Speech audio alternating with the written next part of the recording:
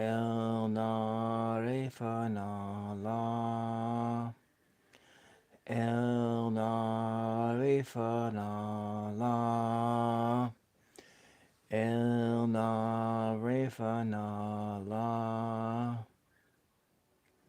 We are praying that the lack that exists in this world be filled up, that the lack that we experience in our worlds be filled up. This is Tools of Fortune, and I am your reader, Bill. Like and sub if you like my content. I go with the wind, people of Orphalese, but not down into emptiness. And if this day is not a fulfillment of your needs and my love, then let it be a promise till another day. Human needs change, but not their love, nor their desire that this love should satisfy their needs. Know therefore that from the greater silence I shall return. The mist that drifts away at dawn, leaving but dew in the field, shall rise and gather into a cloud, and then fall down again as rain. And not unlike that mist have I been.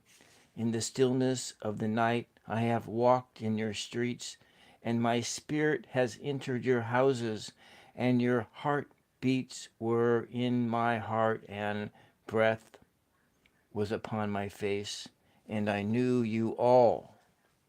Welcome, welcome. It's just a quick reading. Yes, I was going to start an hour ago, but we're starting now. It's interesting. I chose this page number based upon today's date, but there was something else that I was reading that almost mirrored this exactly in, let me see if I can find it again in the book of Thomas,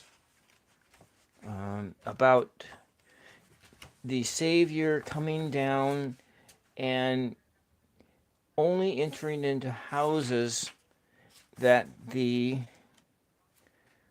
was a roof, that there was an open roof. And was that the secret book of John, or was that the secret book of Thomas? I'm not sure now. Yeah, it's just a quick reading. But anyways, that was kind of interesting how sometimes these synchronicities are, that there are these synchronicities. And this is the prophet. This is one of the books that is in my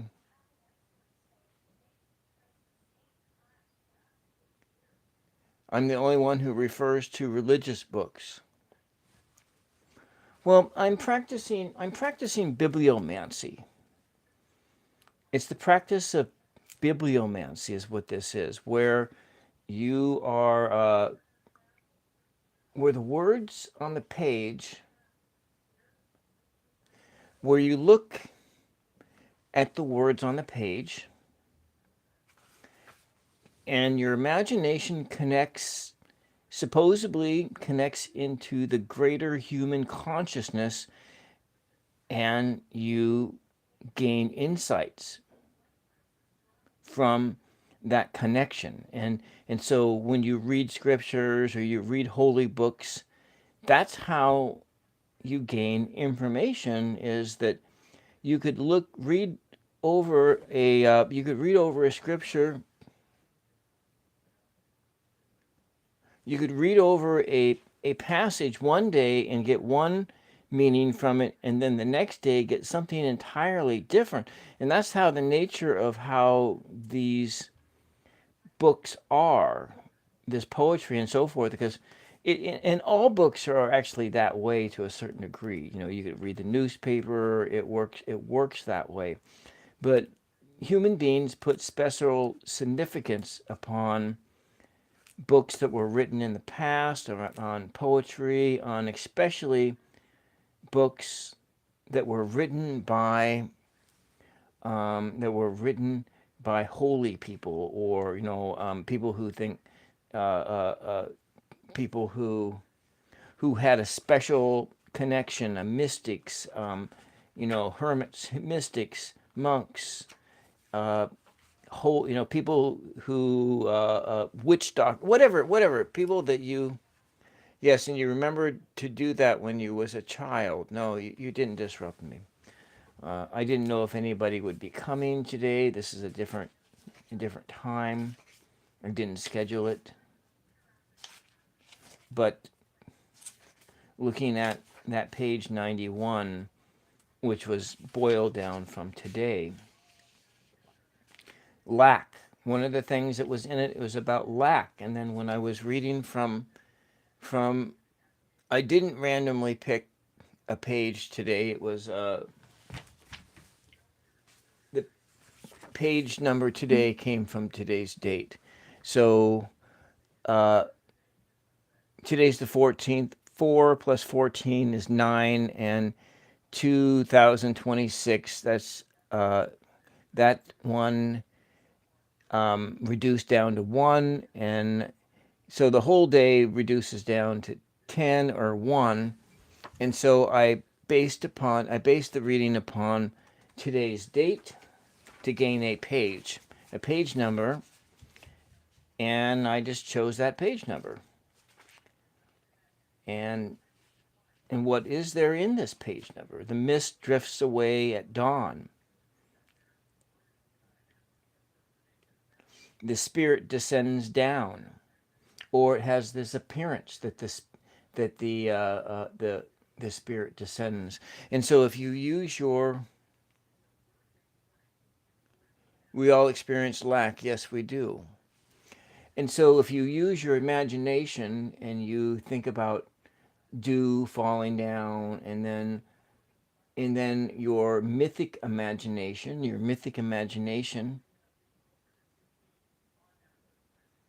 and you imagine that that's God, or the gods, or whatever you consider to be your gods, a spirit.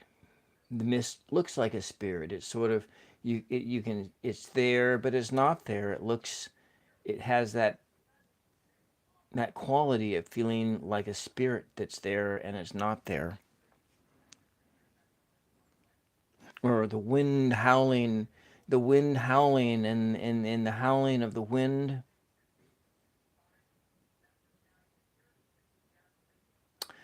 sounding like wolves in the distance.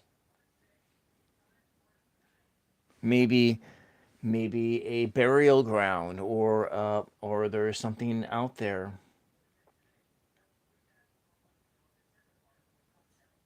A spirits out in the environment. And ancient humans looked at that and they saw spirits. They saw those things. Maybe their hair stood on end. They got a sense of a prickly feeling, an electric charge in their body. They go into a certain area and they feel different. They feel as though magic is happening. Because I've been thinking a lot about, no, this isn't the Bible. Actually, this is one of my oracles that I use. I use an oracle deck. This is the Prophet by Khalil Gibran. I use this like an oracle deck. I use this missile like an oracle deck. It works. And I also use oracle decks. This is my own homemade oracle deck. You're not there anymore, but I'm just kind of talking. I do have a deck of tarot cards. I have in play. And this is my new deck of tarot cards. But this is a hybrid tarot deck. It's a tarot oracle. They have pulled the numbers out, but if you know the tarot, then you know what the numbers are. They've kind of reworked the art a little bit. It's a little bit on the AI side, but this is new. I'm working this new new oracle deck into my routine. But when I talk about Bible, we're talking about words. We're talking about the past. Because I've been thinking a lot about that. You know, how can something be simultaneously not a fact but true at the same time? How can something be? Because I'm just posing that question out there.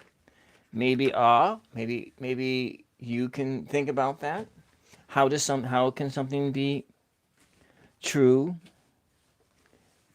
and how can something simultaneously be true at the same time that it is a complete fiction? And so, like, let me just use an example from contemporary a contemporary story.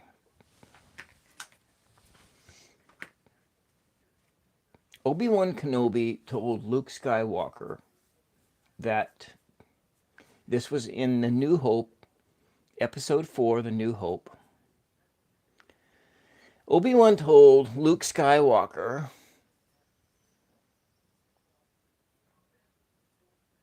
you have been thinking of the past a lot and it has not been good.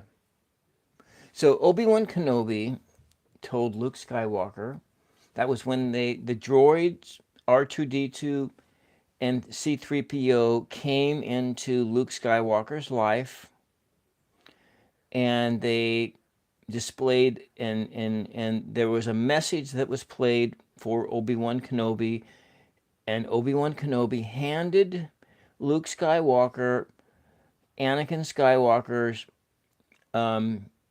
lightsaber. And Obi-Wan Kenobi told Luke that Darth Vader killed his father, Anakin. Now, in episode 5, at the end of episode 5, 6 on Bespin, on the Cloud City Bespin, when Luke Skywalker comes face to face with Darth Vader, and right around the time that Darth Vader took his hand off in that lightsaber battle, and they took his hand off, Darth Vader says to Luke, I am your father. Now, Luke didn't want that truth, and then he let go and he fell down, but then he realized he went back to Dagobah, where Yoda was at, and then, a little bit more of the truth. And Obi-Wan at that time was a Force ghost, and Obi-Wan mentions to Luke Skywalker, well, what happened was that the good man that Anakin Skywalker was consumed by the dark side of the Force when he became Darth Vader, and in that consumption, Darth Vader killed the good man that Anakin was. And so this story was true from a certain point of view. And that is a story. How can a story be true and false at the very same time? So the true story was is that Anakin Skywalker fell to the dark side of the Force and became Darth Vader. But Obi-Wan Kenobi told Luke, who was Anakin Skywalker's son, a different story. And now, so where am I getting at with this? Is that in all likelihood,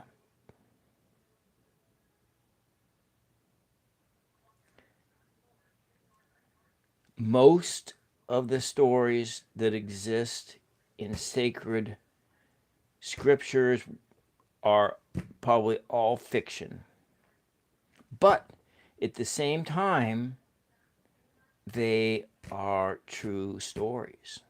So they're true from a certain point of view. So this is, I've been thinking a lot about this, how to explain how something could be fiction, but at the same time be true at the very same time. Now, this to here, Khalil Gibran's book, this is sort of poetry, and he's talking about things, and so he's talking about spirit. He's talking about a relationship with spirit, and in his spirit and the greater spirit world. So he's talking about something that is very much so true, but physically it's not true. It's not factual. It's not rooted in a fact, but in one sense it is the absolute truth. And so when I read from this, so you can connect to these words, but you connect into these words. Your imagination tunnels into these words. And a message can come out of it that is for a specific, in bibliomancy, a message that is specifically there. But if you're not practicing bibliomancy, or you are practicing it just in a very generic sense, you're practicing bibliomancy, and you are looking for messages for you. You can find those messages by prayerfully reading, or reading in silence, reading in a contemplative way, with deliberation, with mindfulness. You can get messages for you right now in this moment from these words. And so they don't necessarily need to be factual for it to be real, for it to be truth, for it to be the truth. I'm just trying to understand this. I'm trying to understand it because I'm on my other channel. I'm thinking a lot about mythology and how to explain the fact that, what happens oftentimes when people go searching for the historical Jesus. Oftentimes, this happens a lot.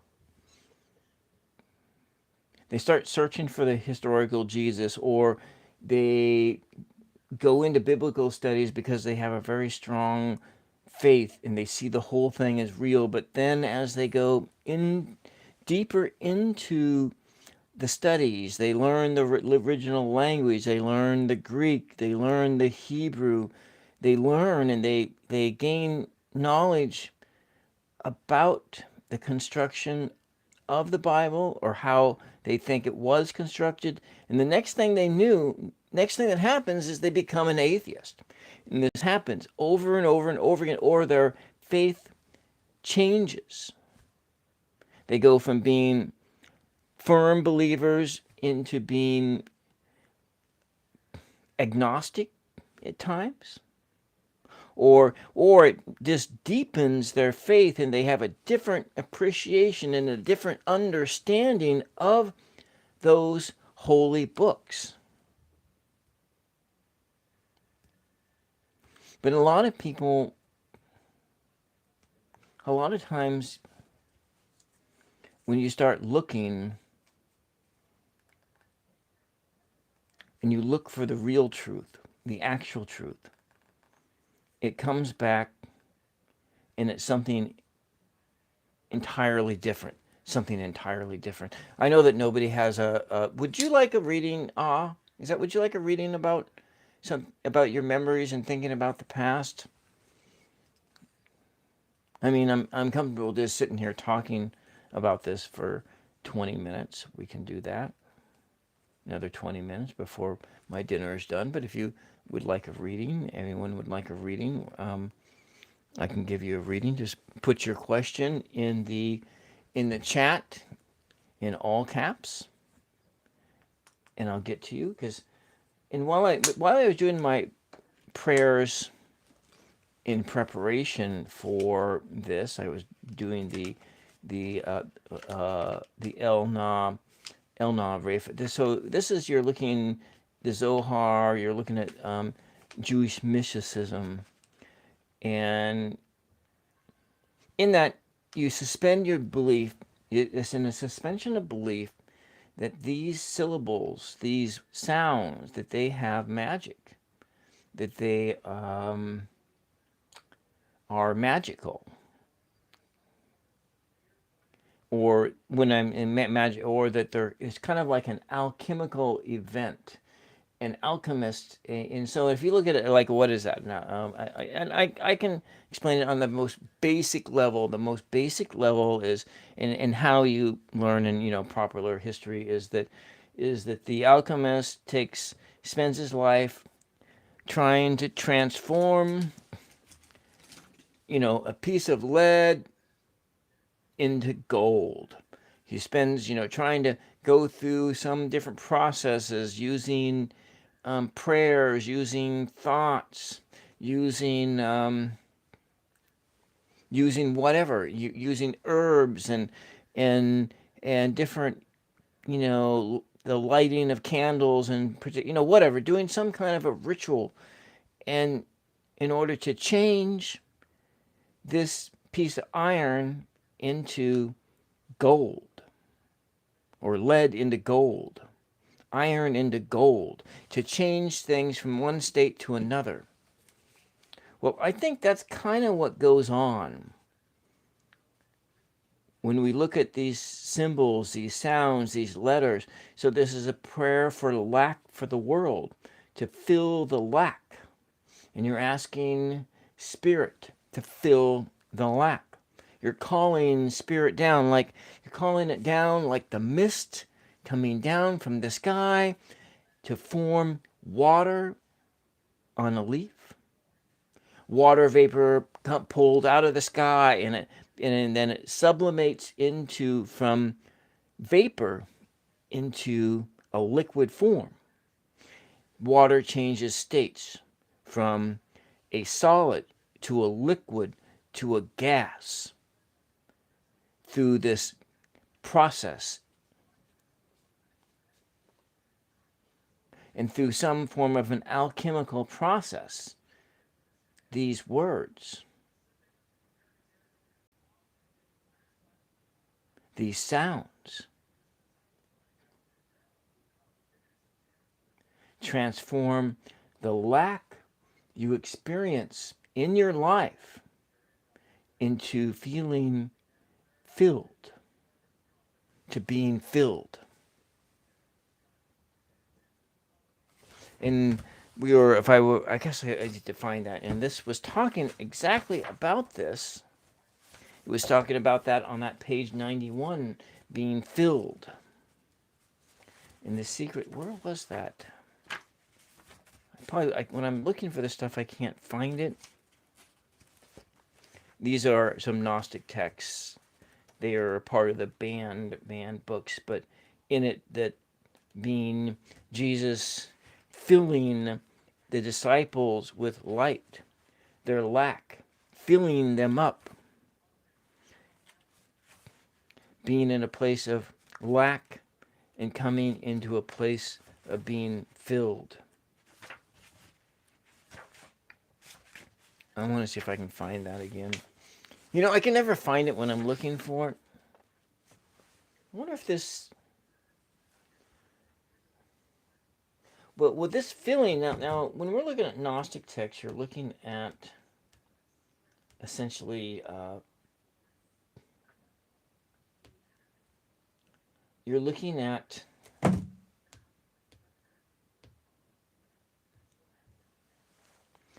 It's all about knowledge, and you're filled with knowledge, but this knowledge is not necessarily head knowledge. It could be, but it's like you have if you've ever had a transpersonal experience, you'll know exactly what I'm talking about.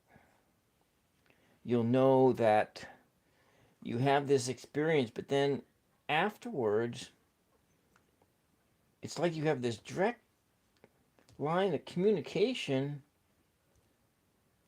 for knowledge, for insight. And that is that sense of you being filled by the Spirit. You're being filled by the Word. The words themselves are filling you up. But it's not really the Word. So it is this magical process is happening. Secret Book of John. Invisible Spirit. It's the invisible Spirit one should not think of. Here it is the invisible Spirit. One should not think of it as a God or like a God, for it is greater than a God, because it has nothing over it and no Lord above it. Actually, they're talking about when you look at ancient Hebrew mythology, that there were multiple gods. And I think this is the one they're talking about, the monad here. The El Elyon. El Elyon, I think, is the name of that monad. I don't speak Greek. I don't read Greek. And a long, long time ago, I could read Hebrew, but I haven't really kept up my studies. And so I read like at the level of like a first or second grader. I think that was at one time. Actually, more like a kindergartner, because my knowledge was very little. My knowledge of biblical Hebrew, but there was a time that was a path that I was heading down. So it is the invisible Spirit. One should not think of it as a God or like a God, for it is greater than a God, because it has nothing over it and no Lord above it. Since everything exists only within it, it is eternal. Since everything exists only within it, it is eternal. Since it does not need anything, for it is absolutely complete. It has no lack. It has never lacked anything in order to be complete. Rather, it has always been absolutely complete in light. Complete in light. So he's talking about the monad. This is what he's talking about. But there was a name for the monad, and the monad was El Elyon in ancient Hebrew mythology. And so there's like four gods in the Old Testament. There's El Elyon, and that's the over god, the monad. And then underneath El Elyon, there is Elohim, El Shaddai, and there was Yahweh. Yahweh, Elohim, and El Shaddai. So there was four gods. And over everything was El Elyon. And El Elyon, welcome, Karen. You know, I sent you an email, Karen, about Thursday about the writers' workshop for 999 show, but nevertheless, I don't have much time here tonight, but I guess I ended up talking about this stuff that I usually talk about maybe on the other channel. But we have the structure of these different gods. El Elyon is what he's talking about here. And I believe that if we look at, I need to go in a little bit deeper, but I believe there is this same in the Hindu pantheon of gods. There is this same thing, and I need to read through the Upanishads, and I can't really tell you, but I do have. There are these different things. There's the Brahman, but there's the over god, the monad. I think that exists as well. That everything exists in it. I think, what is it? We have the external events, the inner events of our minds are spiritually all external to our Atman, or to our higher self. So the Atman, I think that in our sense, our higher self in the Hindu, what we call, I think, is what we call the Holy Spirit is what in Hinduism is the Atman, or our higher selves.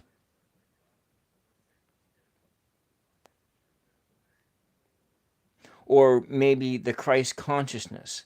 That might be that. There are these different parts of the self, but there is a within the realm of the different in your mystical paths of spirit. So that's your anniversary night. You could do that. You could do that, or we'll just do something else the next following week as well. I will set up another workshop, Karen, for the next following week, and and then maybe you can come on the last, and it'll do some other exercise. But yes. But do you have a question or anything that we can do a question?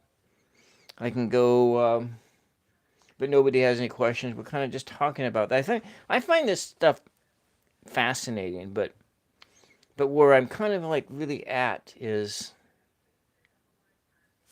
where I'm kind of really at is how trying to figure out how to explain to folks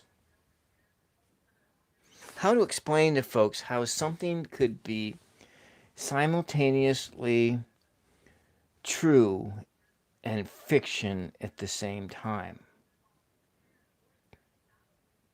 How can something be? But in one sense, it's kind of you're holding these two. So you do have one. It sound.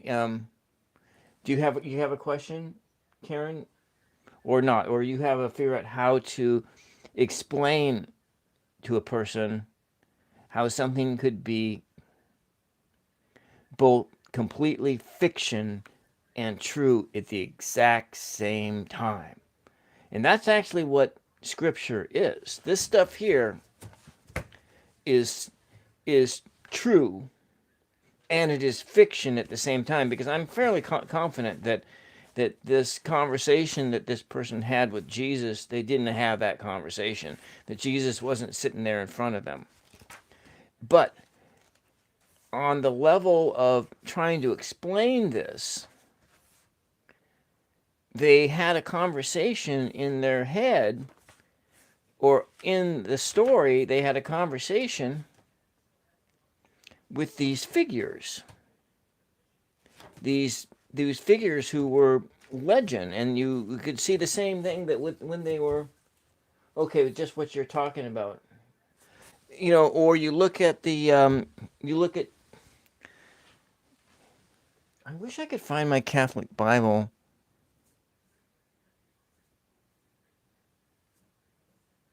I thought I had a dream about where it was at, because I was asking Spirit to tell me where it was at. And I felt like in the dream, it was that I left it someplace, like in a coat pocket or something.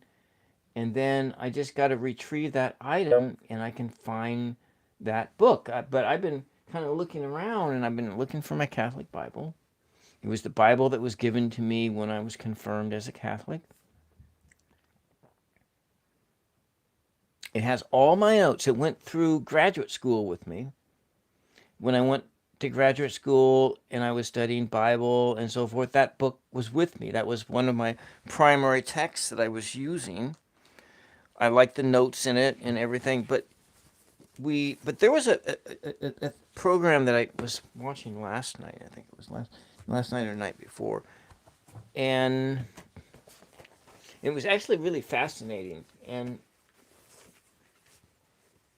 so we received messages within ourselves. I looked in all the places where I thought I would have it. I found another one, but it was a pocket-sized one. But I didn't like it. Was maybe a Gideon's Bible. I don't know.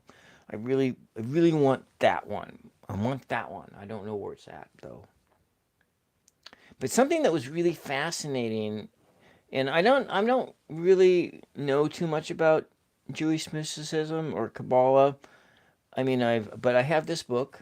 It's funny. It's funny because what did that book go to? My prayer book, and it was right here. Oh my God! Oh no, it's over here. So I had ordered this, and I was thinking it was something different than what it was. It just has a few pages in it, the Zohar. But then all along, I had this book. I had this book all along. So if you think about the circumstances they were going through, it would be quite, that they would have these visions. But what was fascinating about this one program, I'm gonna ask if the guy will come on the 999 show. I need to be more bold and ask people to come on my shows to go talk to him. But what he said was that the layout of Catholic cathedrals was laid out so it was like the tree of life in Jewish mysticism. And then you have the different elements, and the elements of the four elements of fire, wands, water. That's the cup, the chalice, the cup. Um, Air, swords, incense, and then earth being the pinnacles, the the bread used in, and so there's this ceremonial magic that goes on within the Catholic Mass. I remember sitting in Mass and having visions of just what that Mass was. But I kind of saw it in my brain as being like this separate entity, this separate experience that was happening all in its own little bubble. When you go through the prayers and everything, and it's all sitting outside of time, or it's in this special place outside, kind of like like when you see those presentations of people who are doing the whole flat earth thing, like there's the bubble, the firmament, and there's the earth. Well, that's kind of how I saw it in my head. I should probably just turn the camera. That's fine. You can see me in the mirror. And so it was this you saw this thing, and it was this thing, and this sitting in like spirit world was the Mass. And everybody was in this room, was in this bubble, like this little bubble universe. And it was everything in there was just becoming real, becoming a real thing. And so it's that sense that this magic thing happened, this alchemical process that changed the very space around everything and changed it into this other thing.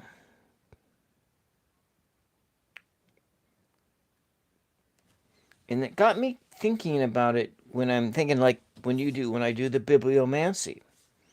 I'm looking at the page. That's the same thing going on. This is the words on this page are not factual, but they are true. So knowledge or forethought reveal a truth which they themselves do not understand. And there are those who have the truth within them, but they tell it not in words.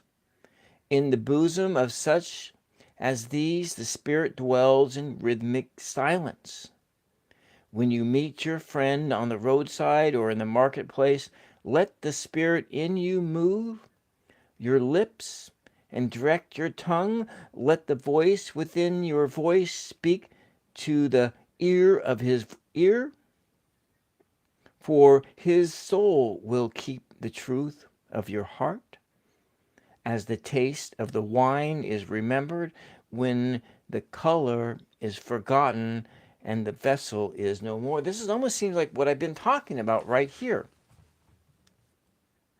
Of course, it's probably just coincidence. I just turned to that page. 6 plus 7 is 13. 1 plus 3 is 4. It's foundational. It's like taking a leap into another realm. Yes, taking a leap into another realm.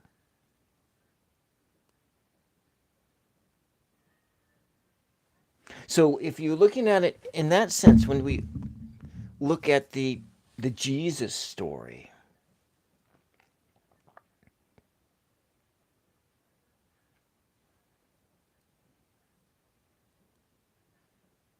the Jesus story is true, but at the same time, it those stories may never have happened. Did Moses did Moses part the Red Sea?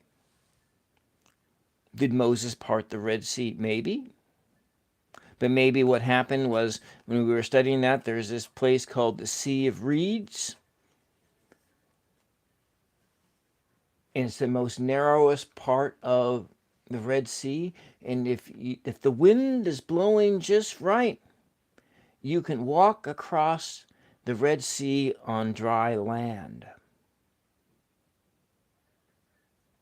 But it's like a reef that is it's a reef or some kind of a rock formation that exists.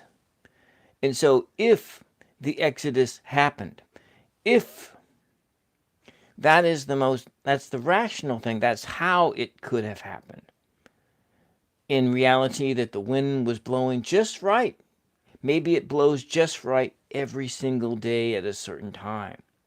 Like like around here. Like around here, the wind comes in. The burning bush was a vision or just a literal fire, but it's the inspiration spark. Yeah, there's the burning bush was something. Yeah, something like that. It was something you. It's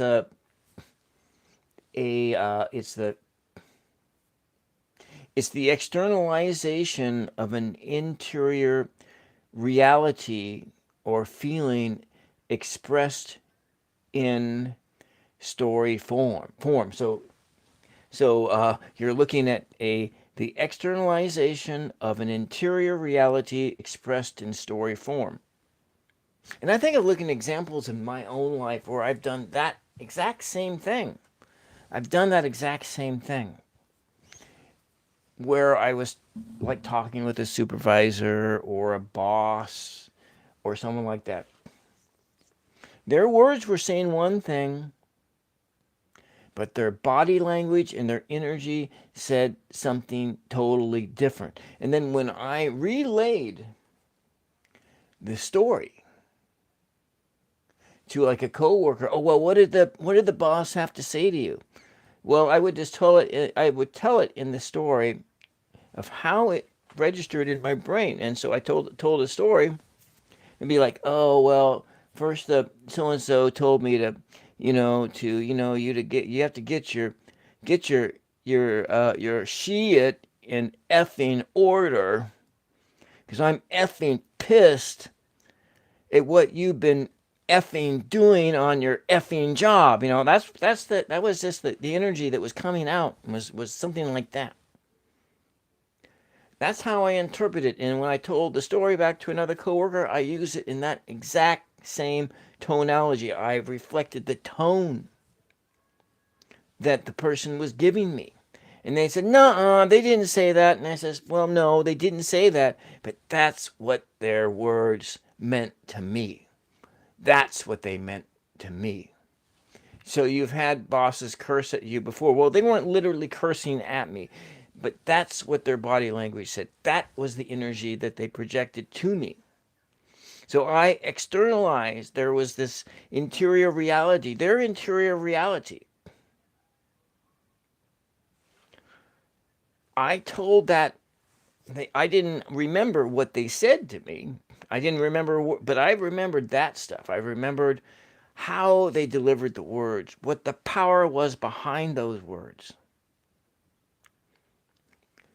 So their internal reality, I took their internal reality and made it external and told it in a story form. The burning bush. The burning bush, a internal reality. The inspiration.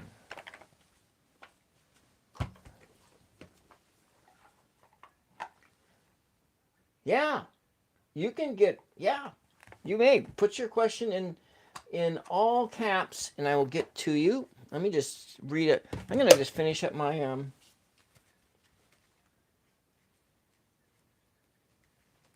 I have a good question from Vanderbilt. Okay, good. I didn't even see him, but I was looking at here the biblical tarot and the burning bush. There we go.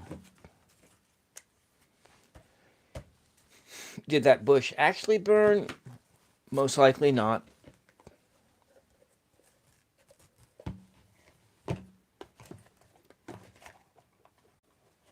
But something was happening inside him. Some kind of a process was happening inside this Moses figure, or this Moses figure may have been complete mythology itself. The whole thing. The whole thing.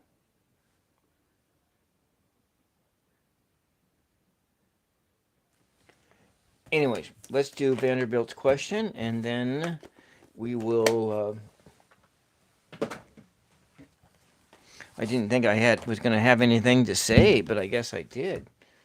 Talk on for a long time. Let me get Vanderbilt's question. Okay.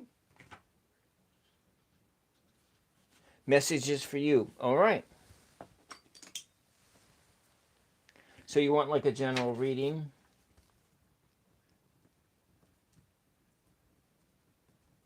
Vanderbilt.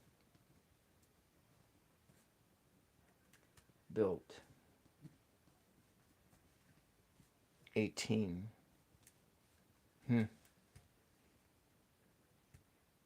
Okay, so a general message from angels. All right. A general message. Do you want in your general message, Vanderbilt? Do you want a page number from here, or do you want me to use just all cards? I can use the messages from here.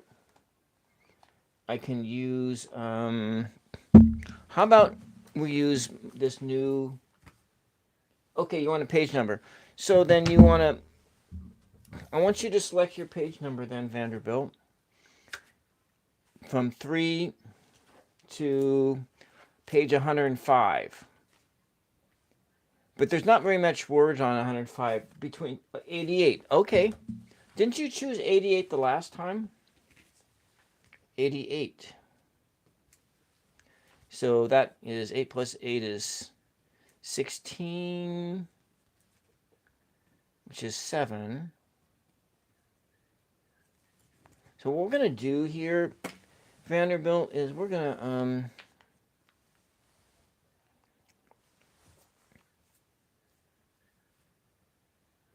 I'm going to ask you another question here.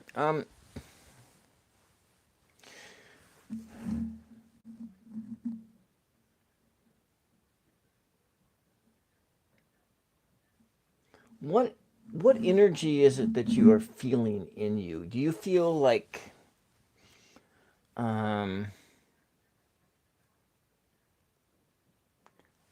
let's say like emotion or intelligence or body or fire? Which one of those four feelings do you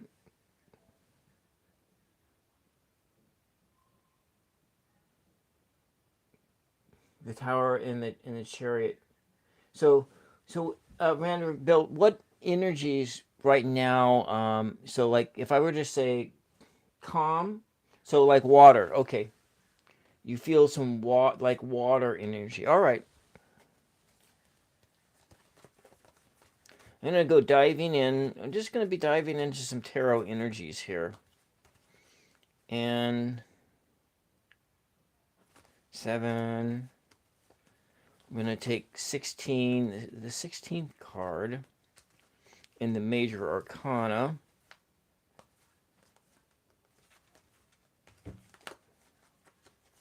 We're just trying some different things here. It's fine. I mean, 1. So we're going to look at here the Ace of Cups.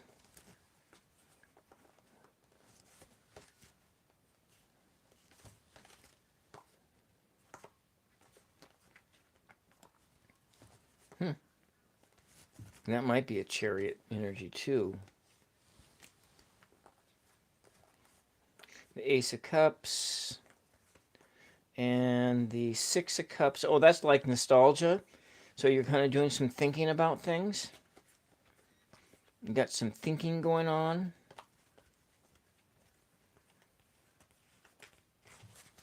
You're moving. You're reading the fire. I see. I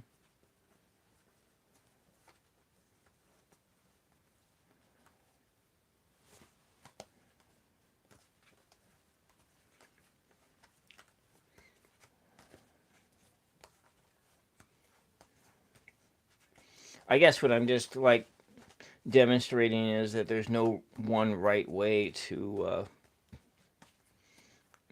do a tarot reading. Where did that Six of Cups run off to?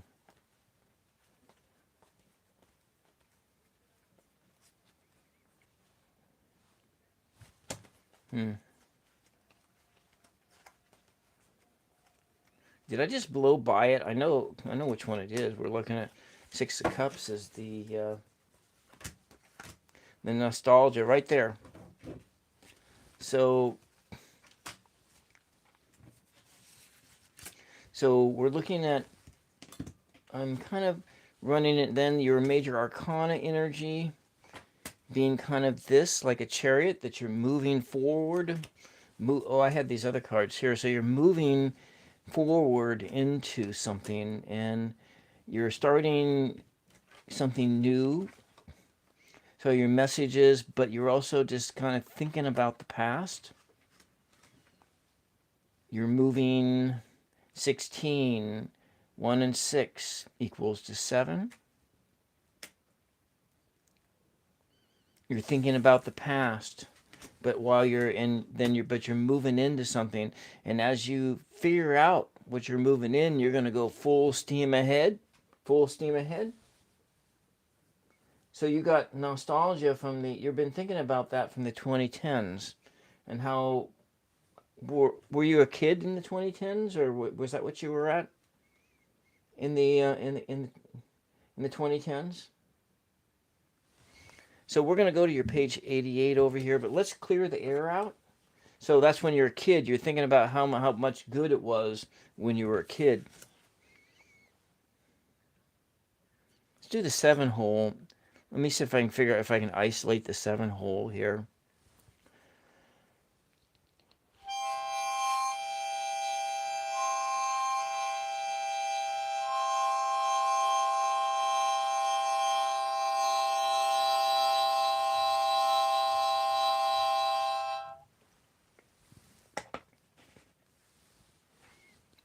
Mother Mary, Vanderbilt has a question. He wants to know what the angels want him to know. Do I got your gender right, her? What the angels want her to know.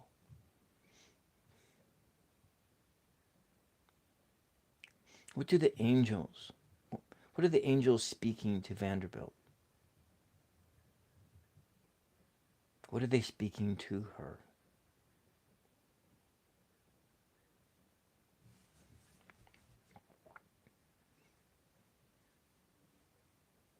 Mother Mary, when I go into the page 88, please guide my tongue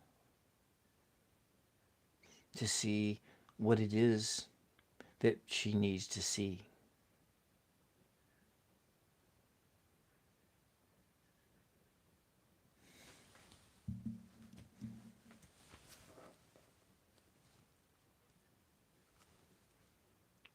Page 88.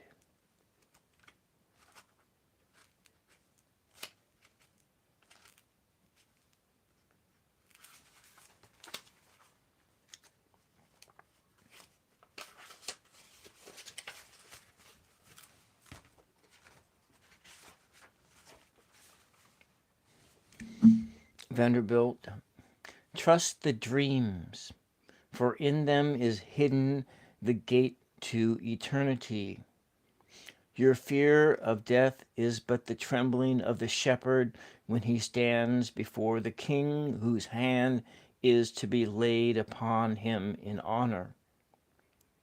Is the shepherd not joyful beneath his trembling, that he shall wear the mark of the king? Yet is he not more mindful of his trembling? For what is it to die but to stand naked in the wind and to melt into the sun? And what is it to cease breathing but to free the breath from its restless tides, that it may rise and expand and seek God unencumbered?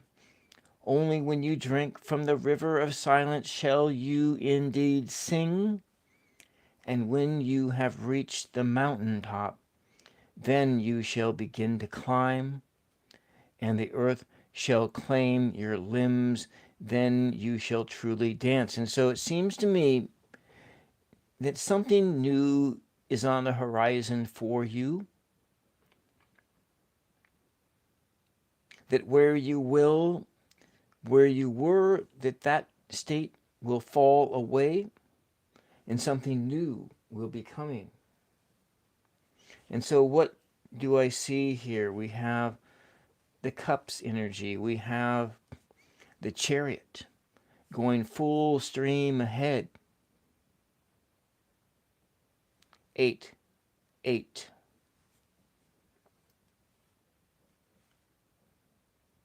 Fire. She said fire earlier. The 8 of Wands. And the 8 of Swords. Or the body. I think it might be a body that was talking about your body. Something in your body that needs to go. That you need to think about letting go of.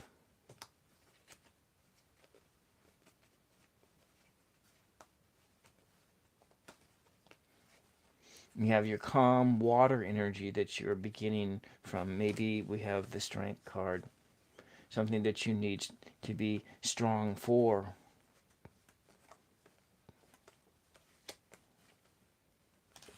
We have a direction, heading into a new direction.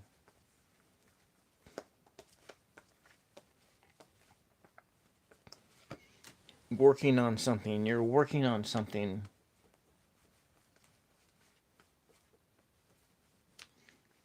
And we're looking at the 16th card. What was the 16th card?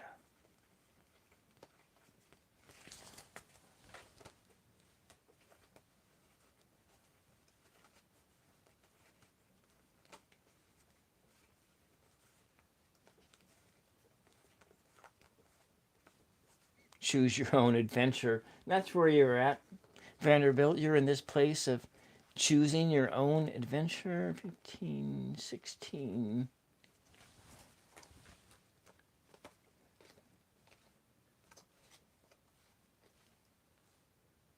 Not the devil. So it's the moon card. No, that's the 18th one. 17 is the star. 16 is... 19 is the sun. The tower. So, Everybody is everybody's afraid of death because it's a fear of the unknown, or they're afraid of losing your memory, losing your mind. So this one is something that you're going to be needing to have to be strong for. So if we're looking at your reading, you're looking at these eights. You're working on something. You're going in a particular direction. You have this chariot that you're moving forward, moving forward. And what is your message? Fear. You need to let go of your fear. Being transformed. Needing to be strong. The needing to be strong. The needing to transform. 7. And the number 7. And so if we're looking at 7 as the chariot, the moving forward, your major arcana energies here. Maybe this goes here, but I think I'll put it back.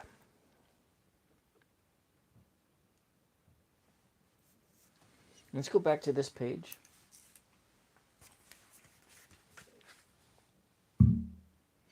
So what maybe in how we look at this, we have page 88.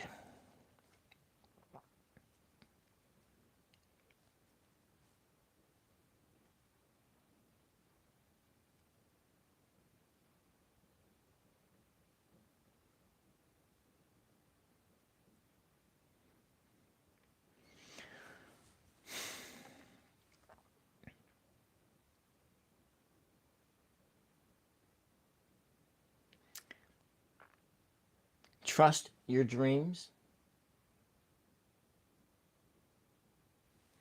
So on the first line, it says, trust your dreams, for in them is hidden the gate to eternity. So you are having dreams. And what are your dreams about?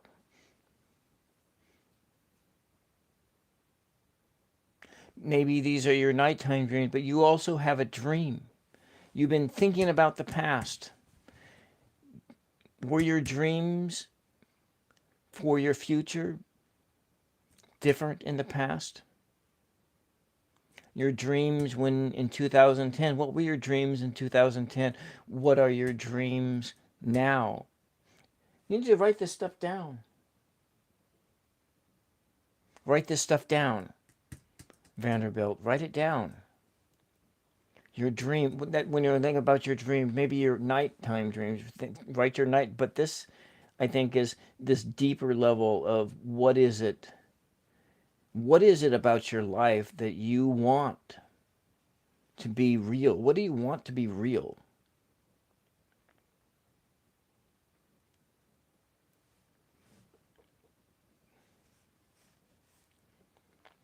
And you're heading on that journey to achieve your dreams. Now, you stand naked in the wind and melt into the sun.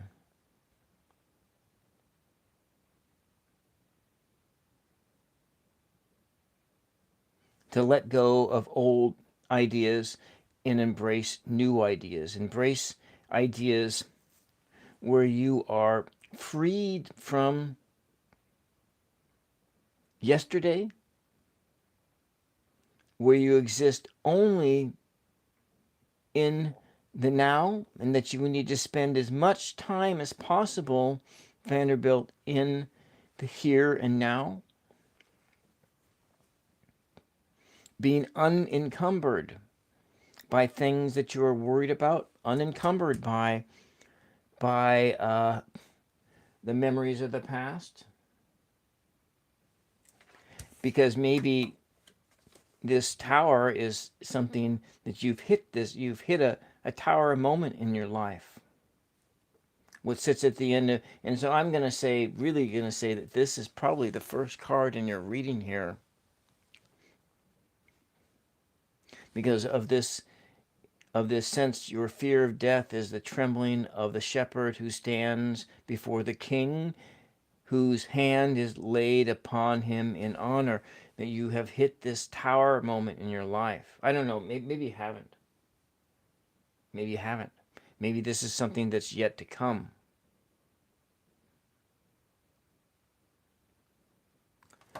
Maybe it's in your journey here, within that number 88. These are all the energies that I pulled from that number 88 that you selected in your head. 1 plus 6 is 7. 1 plus 6 is 7. So this goes right here.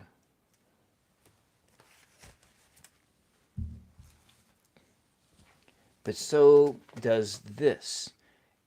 It goes right here. Your numbers 8 and 8. Getting the numbers of that you are heading in a direction. You are headed in a particular direction. You are working on something. You're learning.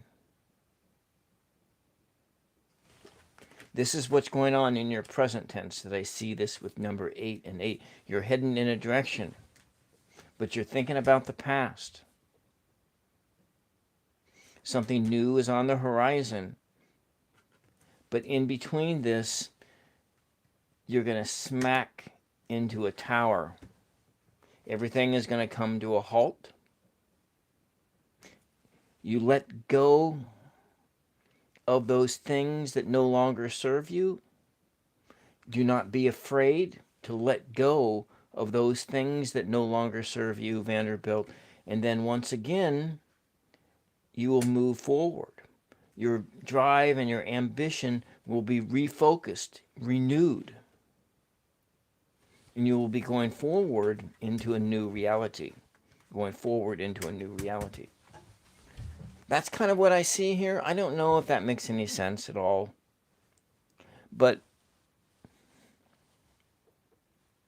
I don't know, maybe a random card draw would help better.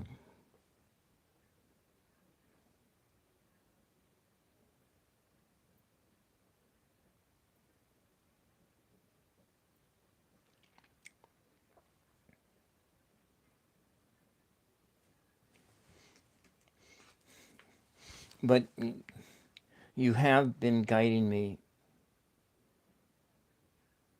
into this reading. So this is one of the things here. It does help. Okay.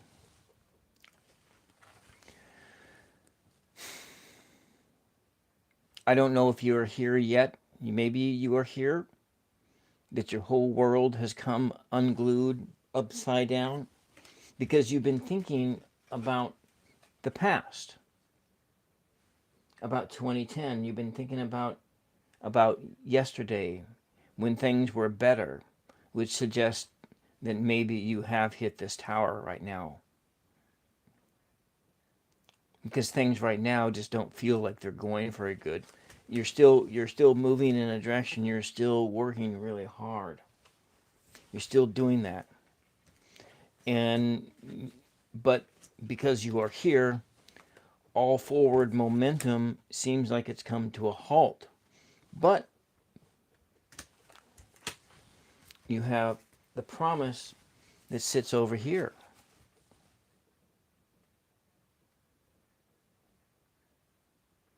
Because death is just a state that is along the way.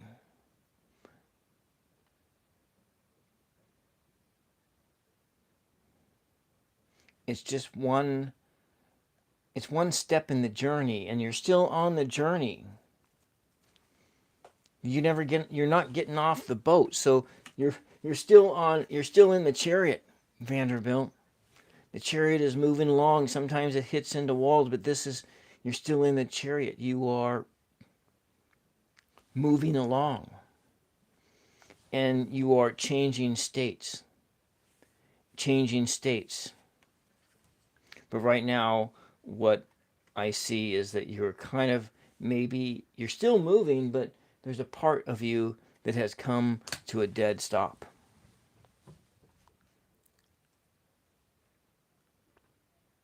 And when you have reached the mountaintop, then you shall begin to climb.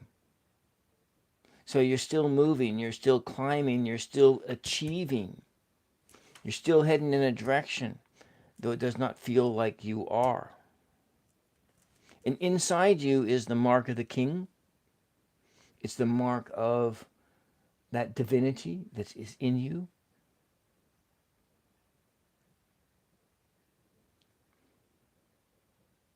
And when you spend time in the here and now, Vanderbilt, you can experience this melting into the sun.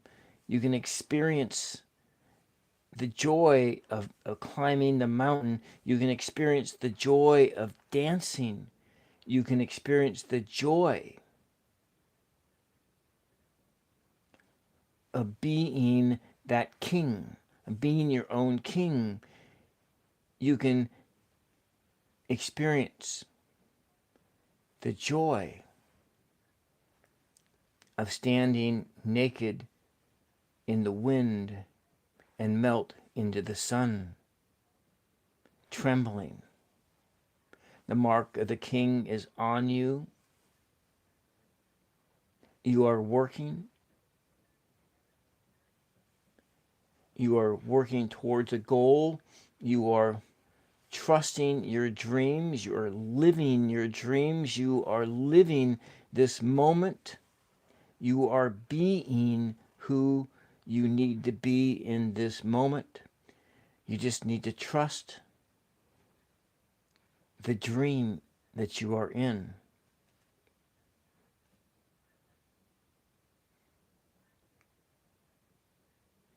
For in the dream is hidden the gate to eternity, to forever.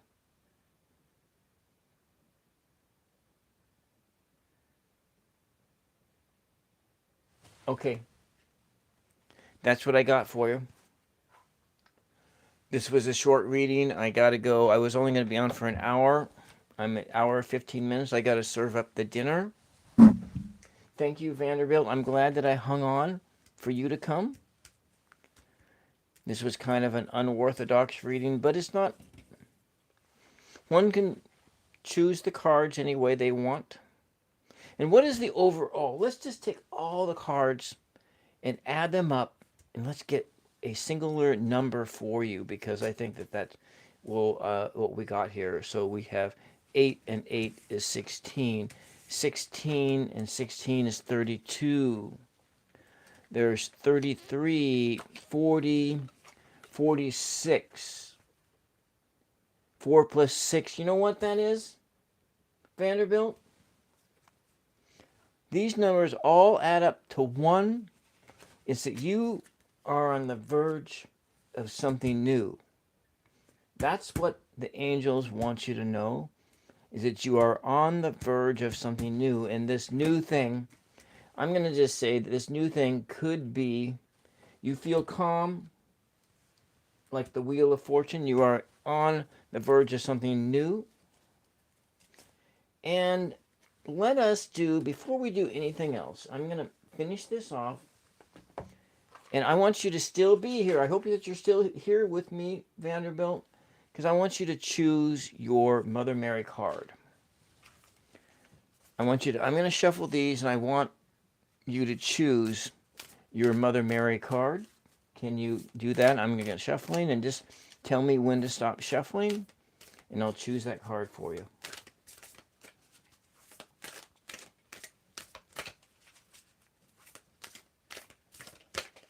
Your message from Mother Mary, just tell me when to stop shuffling, and that will be your card. Okay, this is it right here. Our Lady of Soul Birth. Our Lady of Soul Birth.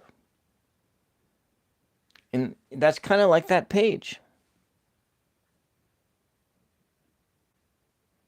Everything is all congruent. Can you see that? It's all congruent here. When the soul is allowed to live freely rather than forced to submit to that which seems logical or sensible, miracles or heartfelt manifestations happen.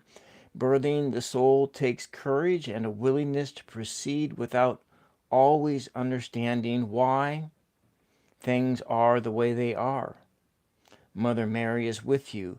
Do not turn away from your path. Do not turn away from your path. Live your dream. You are living your dream.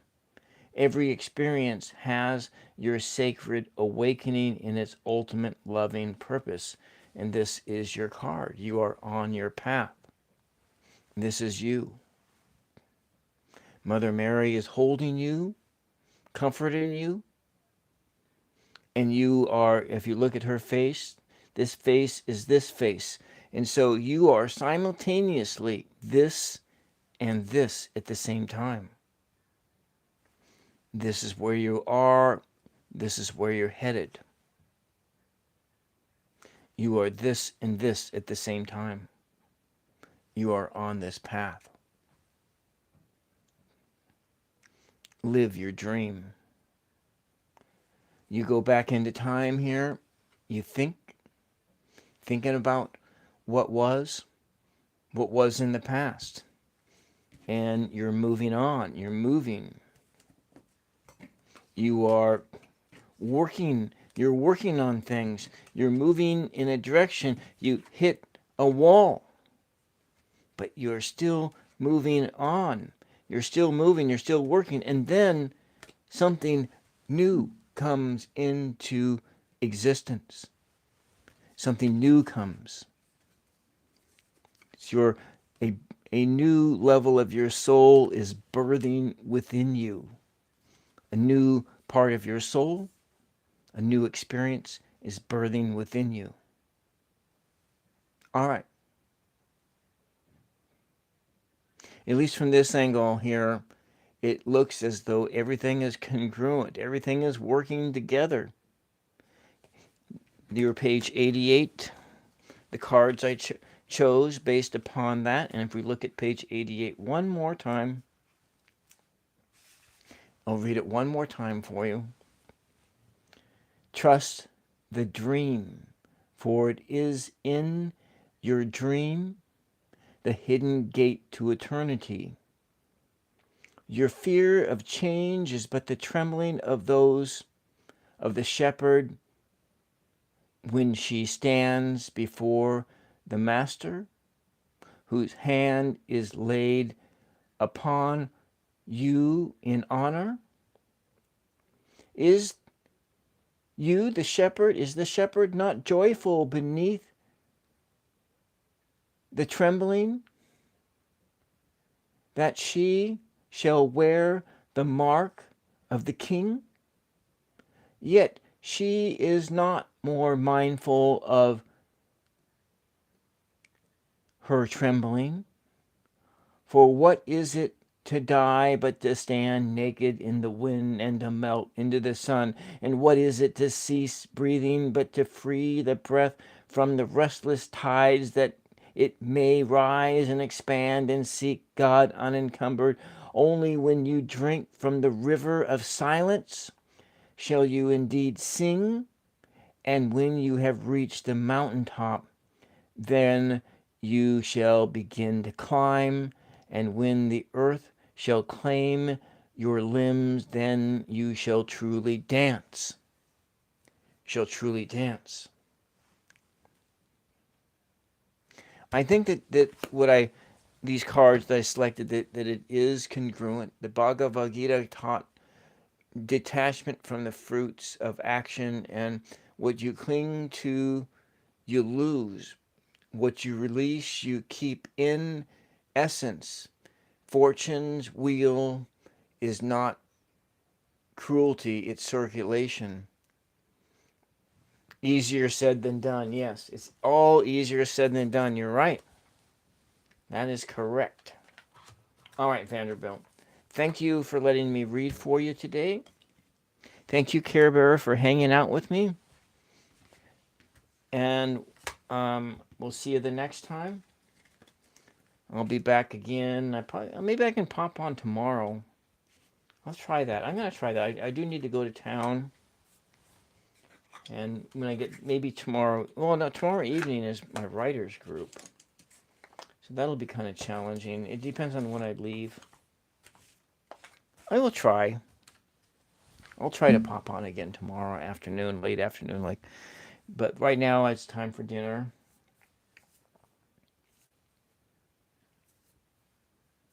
Time for dinner. All right. Good night.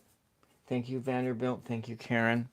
And thank you, who popped in earlier and is gone.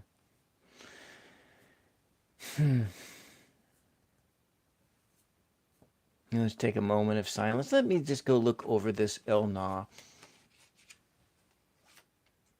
Okay, thank you. You're welcome. I'm trying here. So this here is this sound to fill the lack in the world.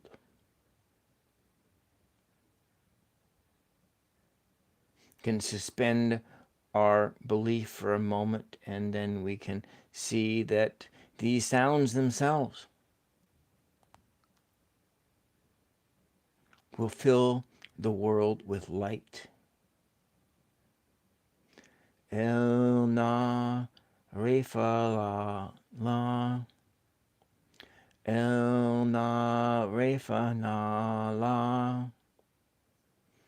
El na re fa na la. El na re fa na la. All right. Thank you and good night. It is time for dinner. Blessings and peace to you. Bye-bye.